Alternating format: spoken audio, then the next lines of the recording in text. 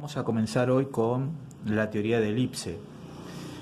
Para hablar de elipse, primero vamos a dar su definición. La definición dice, son todos los puntos del plano cuyas distancias a dos puntos fijos llamados focos, sumadas, dan igual a una constante, y esa constante es la longitud del eje mayor, que lo denominamos 2A. Para verlo gráficamente a lo que estamos diciendo, dibujamos un sistema de ejes X e Y y dibujamos la curva que se denomina elipse. Dentro de esa curva hay dos puntos importantes que se denominan focos. El que está del lado positivo lo llamamos generalmente F1 y el que está al lado del eje negativo generalmente lo llamamos F2, pero tranquilamente lo podemos llamar directamente F.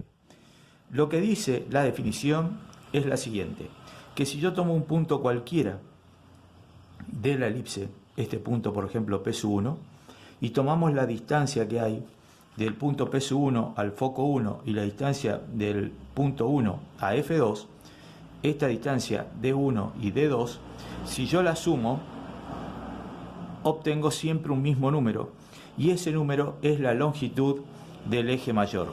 ¿Cómo hago yo para demostrarle a ustedes que realmente siempre es 2A? Para eso tomamos un punto muy particular que podría ser este, que es la intersección de la curva con el eje de las X, y vamos a llamarlo por ejemplo P2. Entonces yo tomo la distancia. Esta distancia para mí sería D2. Y la otra distancia sería toda esta distancia que arranca en F1 y termina en el punto P2. Eso sería para mí D1. Me doy cuenta que si yo sumo D1 más D2, ese D2 es el mismo que está acá, o sea que esto también es D2. Si usted a D1 le suman D2, obtienen esta distancia. Y esta distancia que Massa está dibujando acá no es nada más ni nada menos que la longitud del eje mayor, que se considera como 2A.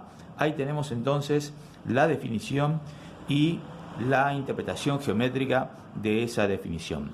Vamos a seguir ahora, luego de esta clase, con los elementos de la elipse.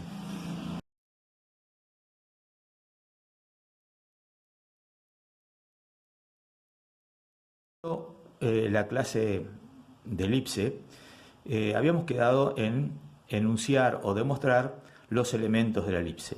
La elipse, como ya lo dijimos, es esta línea curva que vemos acá, donde tenemos referida a los ejes, el eje X y el eje Y, respectivamente, donde esa curva corta en 4 puntos a los ejes, o sea, corta 2 al eje X y corta 2 veces al eje de las Y.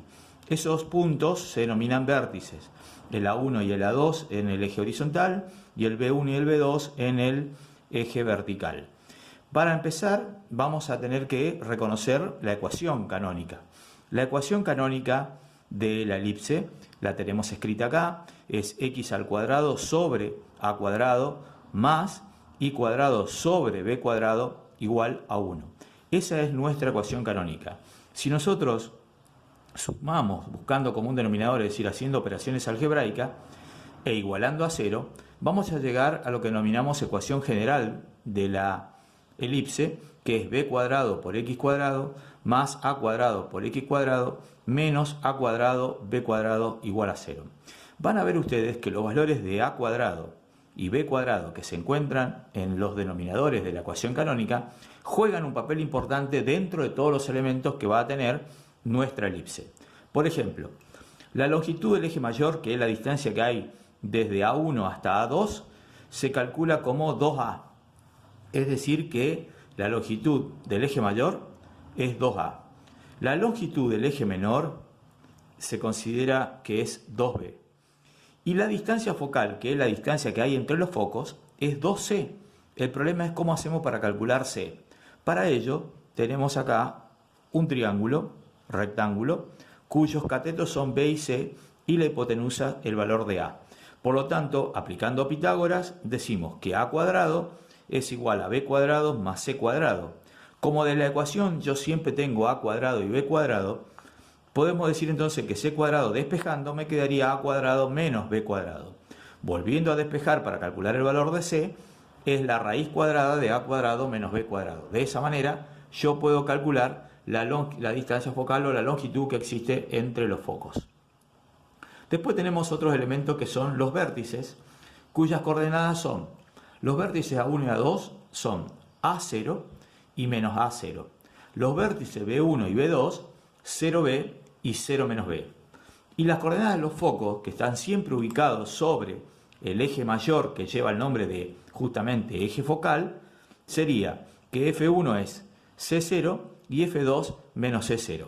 Cabe recordar que todos estos elementos va a depender, vamos a ver más adelante, de la posición que tenga la elipse. En este caso tiene una posición que llamamos una posición horizontal. En ese caso, para saber si es horizontal o no, a cuadrado, que es el mayor de los dos, debe estar debajo de la variable x al cuadrado. Y después hay dos elementos importantes que son el lado recto, que solamente lo contienen la parábola, la hipérbola y la elipse, es un segmento perpendicular al eje focal que pasa exactamente por el foco. Esta distancia que Massa está indicando acá es justamente lo que nosotros denominamos lado recto y se calcula como 2b cuadrado sobre a. Y después un elemento importante que es la excentricidad, que no es un elemento que se representa gráficamente, sino es lo que indica a mí el grado de aplastamiento que tiene la elipse respecto de la circunferencia.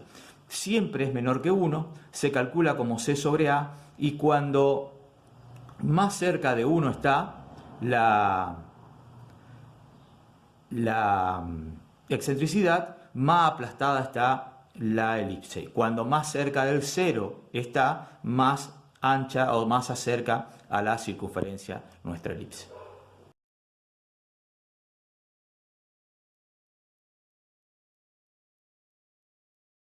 Bien, continuando con la clase de elipse, ahora, tal como mencionamos en el capítulo anterior, vamos a ver otra posición de la elipse. Y para no hacer todos los elementos, porque hay algunos elementos que quedan exactamente igual, vamos a mostrar acá solamente lo que cambian. En este caso, Massa dibujó una elipse que está en otra posición, es decir, ustedes pueden apreciar que ahora el eje mayor está ubicado sobre el eje vertical, o sea, el eje de las ordenadas, o vulgarmente llamado eje de las y. Bien, entonces, nosotros ahora, ¿qué sucede acá? La ecuación canónica cambia. ¿Dónde está el cambio? Si ustedes observan, ahora queda y cuadrado sobre a cuadrado más x cuadrado sobre b cuadrado igual a 1. ¿Cómo me doy cuenta? Siempre a cuadrado tiene que ser mayor que b cuadrado en la elipse. Por lo tanto, si ese a cuadrado está en el denominador de la y cuadrado, automáticamente debo pensar que la posición de nuestra elipse es vertical. La ecuación general, ¿cómo quedará? Como b cuadrado y cuadrado más a cuadrado x cuadrado menos a cuadrado b cuadrado igual a 0, haciendo la salvedad que a cuadrado es mayor que b cuadrado. ¿Qué otra cosa cambia? Cambia las coordenadas de los vértices. Fíjense ahora que los vértices del eje mayor están ubicados en el eje vertical, por lo tanto ahora serían A1 y A2 respectivamente, 0A y 0 menos A. Y los de B que están ubicados sobre el eje horizontal serían 0B y 0 menos B respectivamente. Y también cambian las coordenadas de los focos, porque ahora los focos, como siempre están ubicados sobre el eje mayor, a lo que también se llama eje focal. En este caso, el F1 tendrá coordenadas 0C y F2 tendrá coordenadas 0 menos C.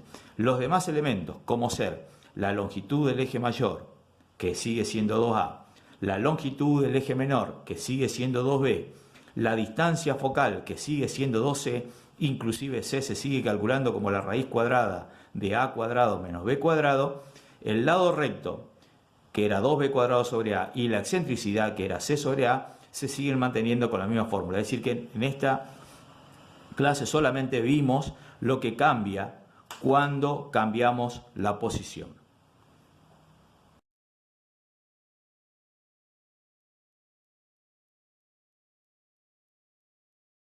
Dos clases anteriores vimos que la elipse siempre su centro coincidía con el origen de coordenadas, pero no siempre sucede así.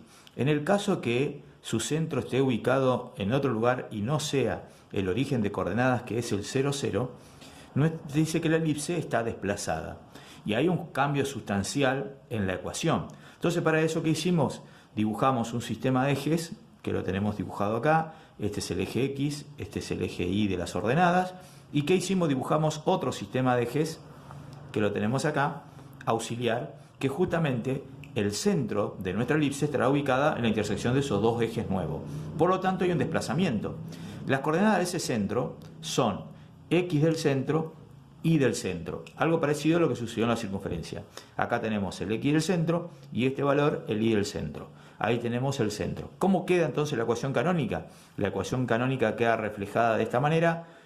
Es el binomio X menos X del centro al cuadrado dividido B cuadrado más el binomio Y menos Y del centro al cuadrado dividido B cuadrado. Todo eso igual a 1.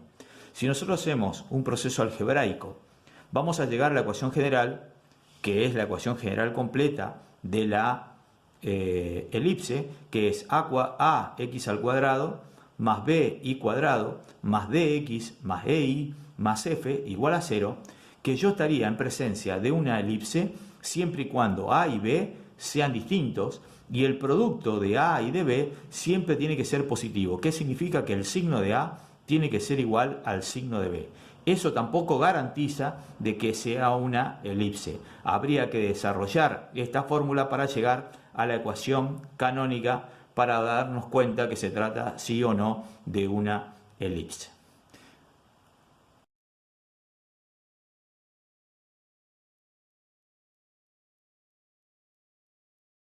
Vamos a enseñarle ahora al estudiante cómo se hace o se grafica una elipse usando escuadra y compás. Vamos a suponer que yo tengo que representar gráficamente la elipse x cuadrado sobre 25 más y cuadrado sobre 9 igual a 1. ¿Qué tengo que destacar de acá? ¿Quién es el valor de a cuadrado, que es 25, y el valor de b cuadrado, que en este caso es 9?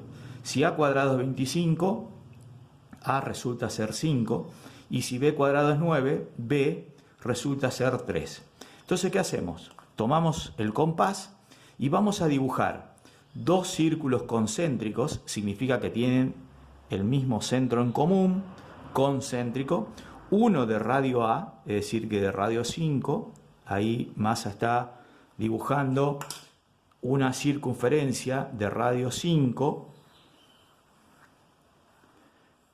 y luego de dibujado esto todo suave, porque son líneas de referencia, vamos a dibujar con el mismo centro una circunferencia de radio 3, es decir que una circunferencia de radio A y una circunferencia de radio B. Una vez que tenemos las dos circunferencias concéntricas, el estudiante, ¿qué va a hacer? Va a trazar diámetros a la mayor, es decir, aquellos que pasan por el centro, trazará 2 por cuadrante. Cuanto más trace, más puntos tendrá de la elipse, pero con 2 es más que suficiente como para dibujar una buena elipse. Ahí el estudiante está viendo cómo dibujo los diámetros a la mayor. Entonces tenemos los diámetros a la mayor, y una vez que el estudiante dibujó los diámetros, comienza el trabajo de hallar los puntos. Hay 4 puntos que ya pertenecen a la elipse, que eran los vértices. Ahí tenemos los 4 vértices, lo que Massa está dibujando en ese momento. Ahora vamos a hacer lo siguiente. Donde el diámetro corta la mayor, yo bajo una perpendicular. Y donde ese mismo diámetro cortó a la menor, trazo una paralela al eje X, hasta que esos dos elementos se intercepten. Este es un punto de la elipse. Vuelvo a mostrar, donde el diámetro corta a la circunferencia mayor, trazo una perpendicular al eje X. Si ese mismo diámetro donde cortó a la menor, trazo una paralela al eje X, ahí tengo otro punto. Repetimos la acción con el resto. Acá bajo y ya aprovecho y bajo acá. Y después trazo las paralelas. Esta escuadra es muy buena como para poder representar gráficamente, se llama multiuso. Acá tenemos otra vez la paralela y ahí marcamos los puntitos que serán de nuestra elipse. Lo mismo hacemos acá. Acá en este caso, en vez de bajar, levantamos la perpendicular. Siempre la perpendicular va a la circunferencia mayor con intersección con el diámetro, y la paralela al eje X es con la intersección del eje menor. Ahí el estudiante puede apreciar cómo estoy dibujando los puntos que pertenecen a mi elipse. La intersección todo suave porque son toda línea de referencia. Entonces ahí tenemos, estos son puntitos de la elipse. Una vez que el estudiante tiene todos los puntos, lo que tiene que hacer es tomar el trabajo de unirlos con una curva. Trate de hacerlo lo más prolijo posible. Esto se usa un elemento que se llama curvilíneo o pistolete, que se consigue en las librerías y se pueden unir con arcos de curva, y ahí tenemos nuestra elipse. La prolijamos un poquito, acá nos equivocamos y ahora arreglamos un poco y ahí tenemos nuestra elipse. Este es el A1, B1, A2 y B2 y tenemos representada nuestra elipse.